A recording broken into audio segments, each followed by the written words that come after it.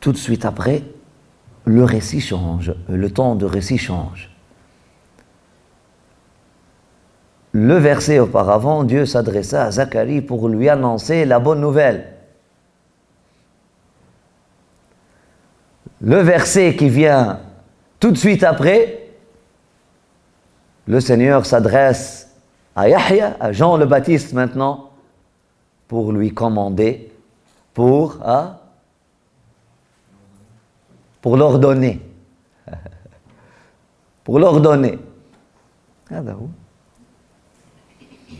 Pour l'ordonner, comme le père de la nation, de la pour l'ordonner. Subhanallah. Qu'est-ce que le Seigneur dit? Bismillah. Selon les différentes traductions que vous avez entre vos mains. Bismillah. Moi j'ai Bismillah. Selon Cheikh Abdallah Peno, il dit: ô Yahya, reçois les Écritures d'une main ferme. Nous lui avions conféré l'autorité dès l'enfance. Ô Yahya, attache-toi à l'écriture avec force, et nous lui avons accordé le jugement dès la prime jeunesse. Jugement. Autorité, jugement, toujours écriture. Bismillah. Ô Yahya, Jean, tiens le livre avec force.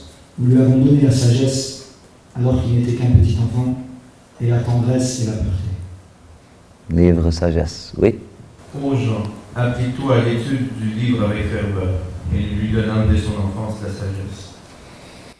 L'étude du livre, le livre toujours, force, ferveur et sagesse.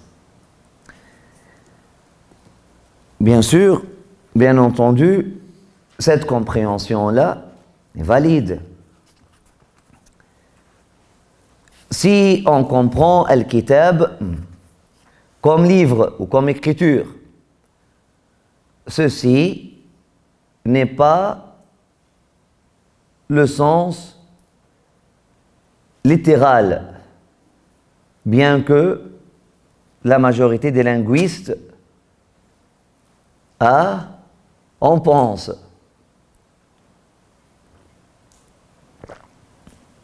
Ou y croit.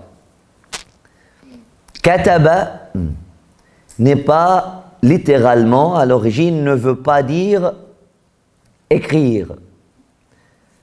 Kataba, littéralement, veut dire destiné. Kitab, le sens littéral de kitab, ça veut dire destin ou mission. Mais parce que les gens auparavant étaient très sérieux par rapport à l'écriture, ils n'écrivaient pas n'importe quoi. L'écriture était un exercice sacré. Elle fut un exercice sacré avant la création du journalisme. Avant le fléau du journalisme, l'écriture était quelque chose de sacré. On n'écrivait pas quelque chose de futile. L'écriture aussi était quelque chose de privé, était un privilège qui ne fut pas donné, octroyé à tout le monde.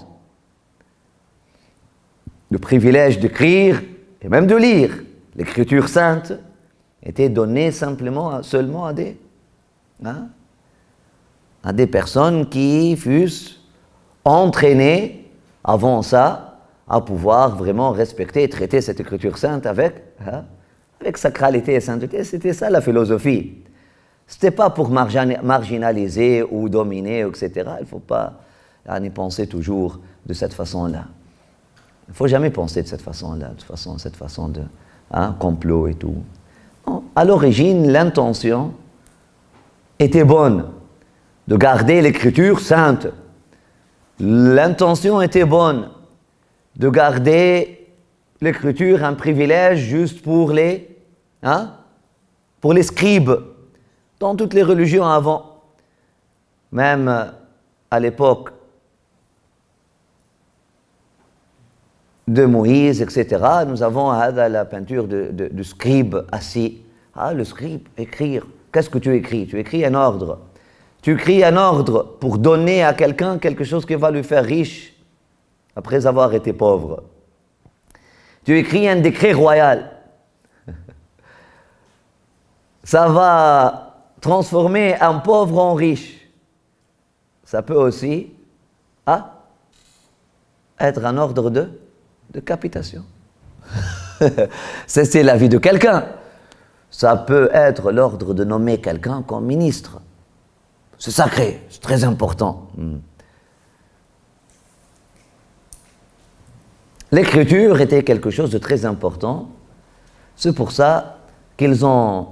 Et puis lorsque tu écris quelque chose, tu es en train de destiner une information pour... tu es en train de décréter. C'est pour ça, le mot kataba, ils ont choisi le même verbe kataba pour dire écrire. Il y a toujours cette image que le destin est une écriture sainte, en quelque sorte, qui a été écrite par le qalam, la plume divine, la plume de décret divin, un ordre divin. Nous avons toujours cette image-là que les anges sont en train d'écrire le aqdar, sont en train d'écrire le décréter. Qu'est-ce qui va se passer à cette personne-là? Qu'est-ce qui va se passer à cette personne-là? C'est une imagination, c'est un imaginaire pour qui décrit en quelque sorte une réalité, mais ce n'est pas comme ça, ce n'est pas des crayons comme vous voyez, et puis des papiers. C'est de l'imaginaire pour créer une certaine impression, pour créer une certaine attention, pour créer une certaine proximité, une certaine familiarité, plutôt une certaine ambiance. Une certaine ambiance, un certain aura, une certaine... Imaginez ça.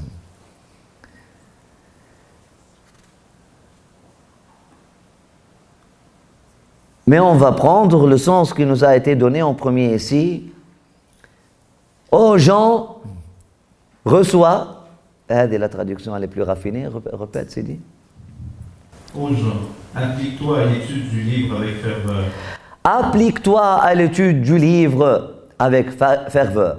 Prends, reçois.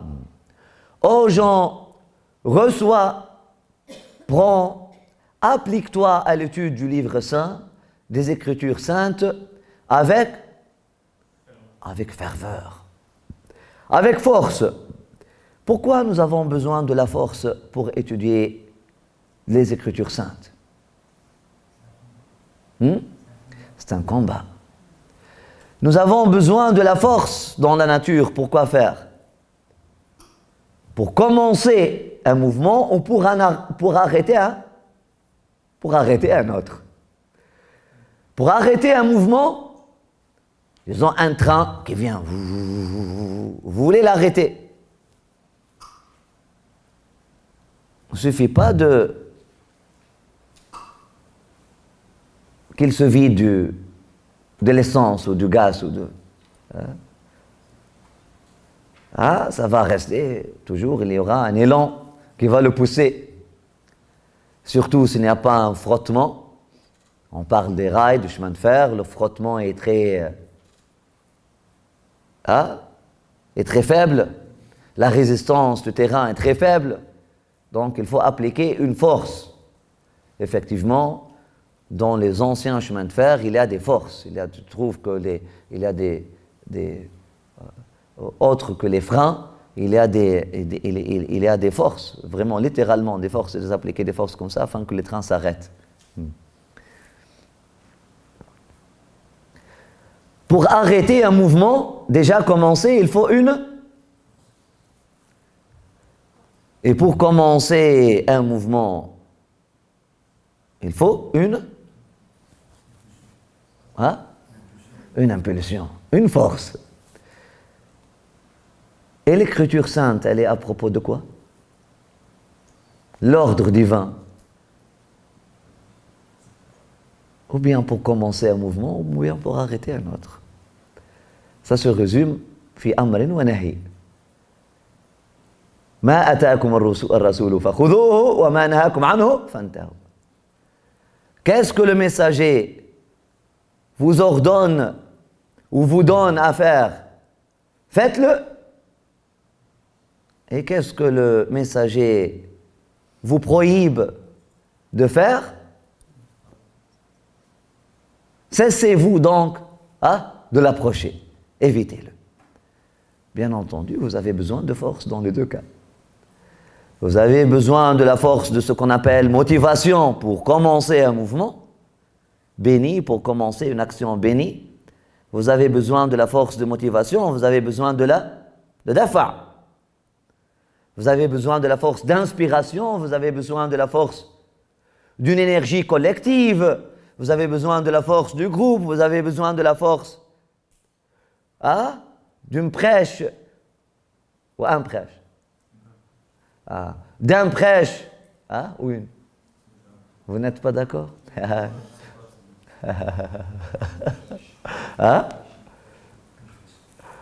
D'un prêche fort et puissant, vous avez besoin de la force d'un conseil direct, vous avez besoin de la force d'amour.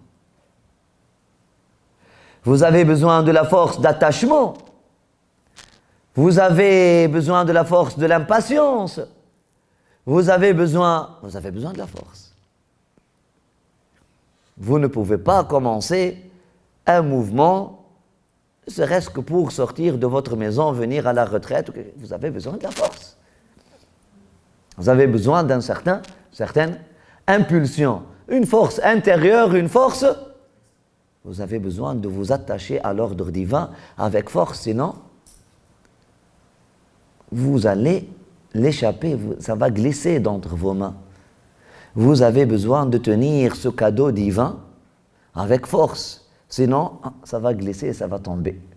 Et puis, ça ne va pas pouvoir servir à vous, ni à vos proches, ni à vos prochains, ni à votre prochain. Subhanallah, qu'Allah nous protège. Donc, lorsque Dieu vous donne quelque chose, il faut l'apprendre avec force. Aussi, pour s'arrêter de faire le mal, pour se donner l'ordre d'arrêter un comportement malsain, une addiction, par exemple, un comportement addictif, un comportement malsain, quelconque, vous avez besoin d'une force. D'où on peut comprendre effectivement, ça fait vraiment un grand sens, ça fait vraiment du bon sens, de traduire ici Al-Kitab par écriture. Nous avons toujours un sens sacré qui peut servir l'humanité. Aux gens, prenez les Écritures saintes au sérieux. Prenez la parole de votre Seigneur au sérieux. Aux gens, appliquez-vous à l'étude du livre saint avec sérieux, avec ferveur, mais aussi consacrez-vous à l'application des Écritures saintes, de l'ordre divin, de la loi divine, avec force. Ne la prends pas avec mollesse. Mollesse. Ne prends pas la religion de Dieu, ne prends pas les ordres de Dieu, les commandes de Dieu avec mollesse, avec faiblesse, avec paresse, avec légèreté.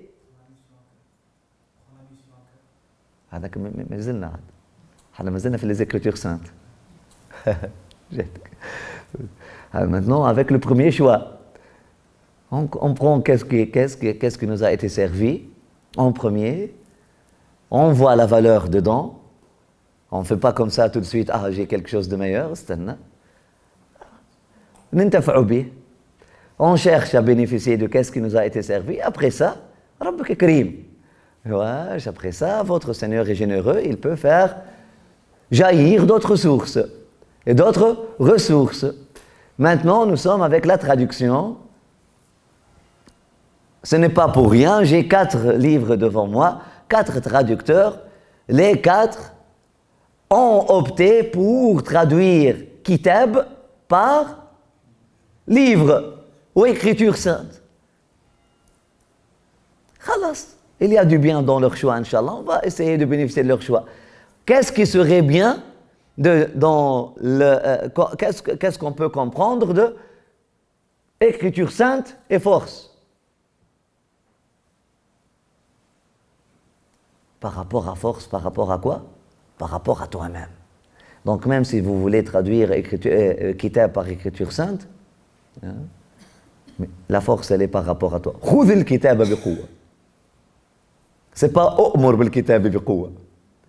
Nous avons un autre verset qui fait muqabala, qui fait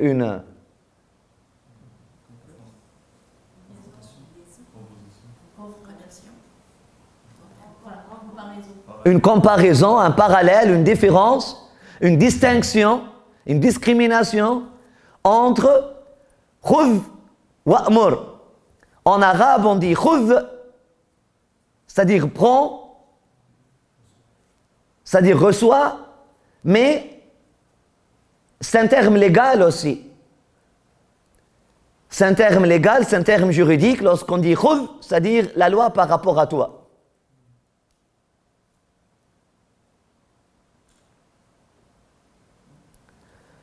Wa'mur, amr, akhadha, comment il prend la loi, comment il applique la loi à soi-même. Amara, c'est comment il ordonne la loi aux autres. Hein? Et là, nous avons la balance dans un verset du Coran. Khudh al-afwa wa'mur bil-'urf.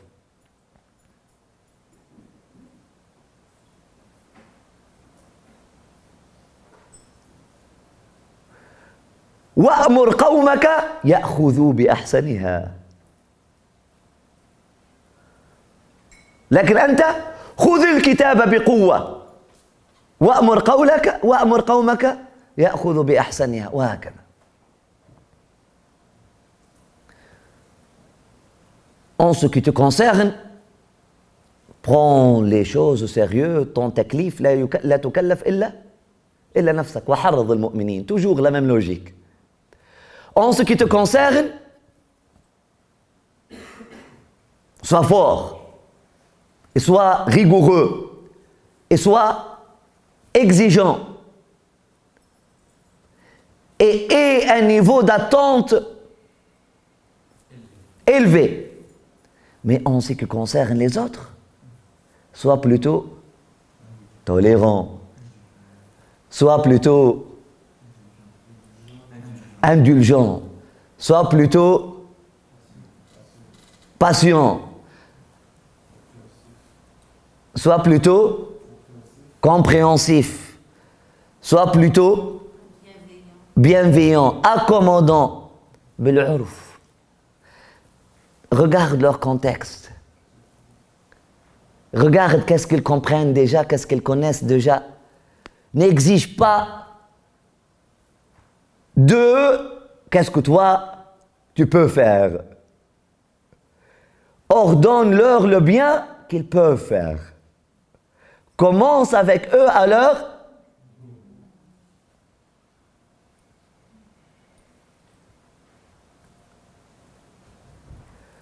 Donc même nos frères et sœurs aujourd'hui qui viennent à ce verset-là, il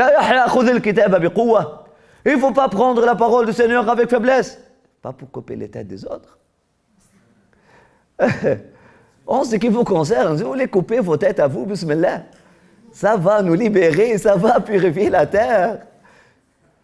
Commencez. Je ne parle pas à ces frères-là, je parle à nos frères et sœurs.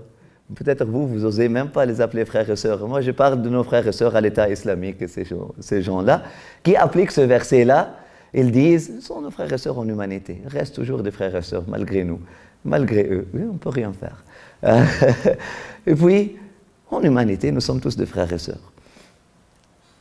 Mais ils ont choisi d'appliquer et de comprendre ce verset-là. D'ailleurs, lorsque tu leur dis, mais non, arrêtez, comprenez la situation des gens autour de vous, ils disent, Ya Yahya, khudh al-kitaba bi quwwa.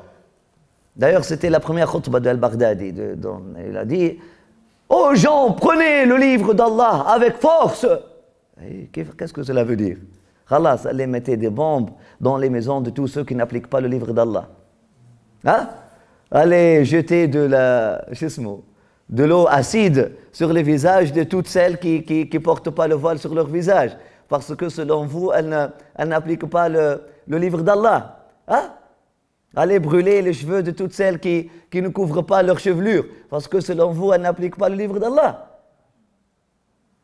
Allez brûler les homosexuels vivants. Parce que selon vous, ils n'appliquent pas le livre d'Allah. Allez lapider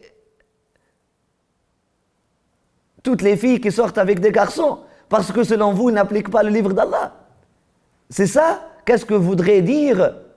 Prenez les Écritures saintes avec force. Là. En ce qui vous concerne. Khudh, le verbe arabe, il n'a pas dit wa'amur bil kitab bi quwwa. Regardez. Concentrez-vous, parce que c'est un exercice de traduction. Il a dit khudh al-kitab bi quwwa, c'est le verbe akhadha, qui veut dire reçoit. Et ce qui veut dire aussi, juridiquement parlant, applique en ce qui te concerne toi. En ce qui te concerne toi, prends le livre avec force. Ne le prends pas avec mollesse et avec paresse. Prends-le avec ferveur. Prends-le avec un attachement, hein, avec un grand attachement. Prends-le au sérieux. Maintenant, en ce qui concerne les autres, le verbe ne serait pas khudh, serait u'mur. Si Dieu voulait dire applique le livre avec force, il aurait choisi un autre verbe qui serait wa'mur bil kitab bi quwwa. Commande par le livre avec force, mais Dieu n'a pas dit commande par le livre avec force. Dieu n'a jamais donné l'ordre à aucun prophète de commander avec force. Au contraire, commander par le ma'rouf.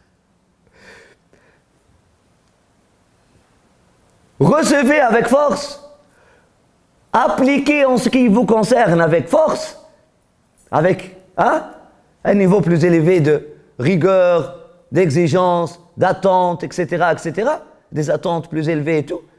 Mais en ce qui concerne les autres, wa'amur, commandé par ce qui est commun à eux, par ce qui est plus connu, par ce qui serait plus acceptable, par ce qui serait plus accessible, par ce qu'ils peuvent faire. Le bien est vaste. Il n'y a pas un contexte qui ne te donne pas une possibilité de t'investir dans le bien. Alhamdulillah. Le bien n'a pas une forme immuable.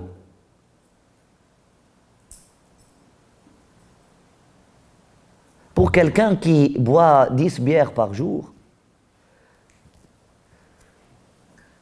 lui donner l'ordre ou la prescription de ne boire que 5 par jour, tu lui as ordonné le bien. Par rapport à son état et son contexte, qu'est-ce qu'il peut faire? Dans une société de débauche, dans une société il y a plusieurs pistes pour les ramener au bien. Tu n'as pas besoin d'aller directement à la loi de Talion ou la loi de Sharia, c'est très vaste. Sharia, ça veut dire la voie d'Allah. Ça veut dire le chemin qui mène à Allah. Et puis, est-ce que la voie qui mène à Ottawa, elle permet 2 voitures qui roulent en parallèle, et la voie qui mène de New York à Las Vegas, elle permet 4 voitures de rouler en parallèle, et la voie qui mène à Allah, elle ne permet même pas à 2 fourmis de marcher en parallèle. La voie d'Allah, elle est vaste.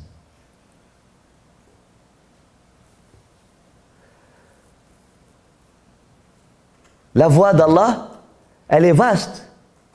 Elle permet à plusieurs voitures, à plusieurs voies de continuer, de progresser ensemble.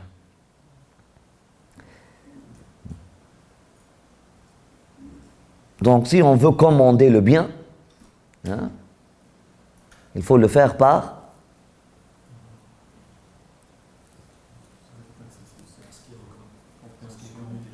ce qui est connu déjà aux gens, parce qu'il serait déjà facile pour eux, parce que serait plus facile pour eux de le faire, parce que serait plus connu, plus commun, plus accessible.